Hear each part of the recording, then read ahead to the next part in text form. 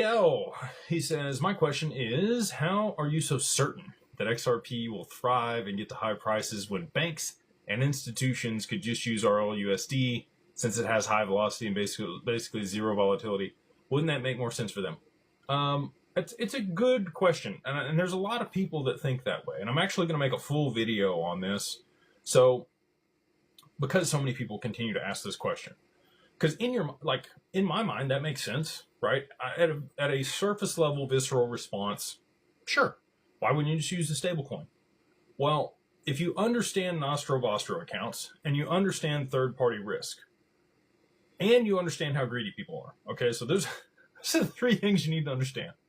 And you could probably agree with me that banks are greedy, right? We could all agree banks and institutions want to make as much money as they can. Okay.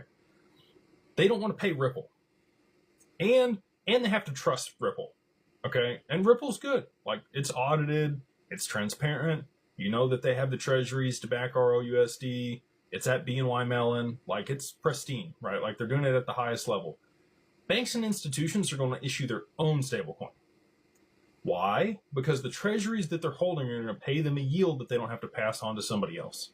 And it incentivizes domestic demand for the treasuries. The U.S. and the Fed and everybody else want this to happen.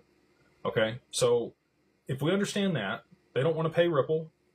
They don't want Ripple's third-party counterparty risk. They want to issue their own stablecoins. Now you need something to be able to swap between them. And the reason for that is you look at Nostro Vostro accounts across the world.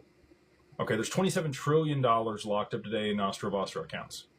Nostro Vostro is Latin for yours and ours. Okay? If you want to settle into another country right now, let's say I'm JP Morgan and I want to settle into Belize. I've got to send money to Belize and hold it in their currency, Brazilian real or whatever they settle in there. Okay? And if that currency is inflationary, I'm basically lighting that capital on fire. But I have to do that in order to be able to settle with that counterparty. I have to give them some money so that they have collateral so that if something's messed up, they can collect it. Okay?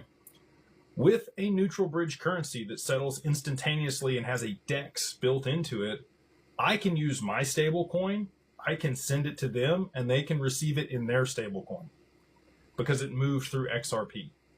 But to your point, XRP is volatile, right? Well, it's actually less volatile than the current exchange rates between currencies because the settlement time of XRP is 2 to 3 seconds, whereas if it takes days to settle, there could be significantly more change in the exchange rate between the two currencies that you're settling. So it actually provides a better solution.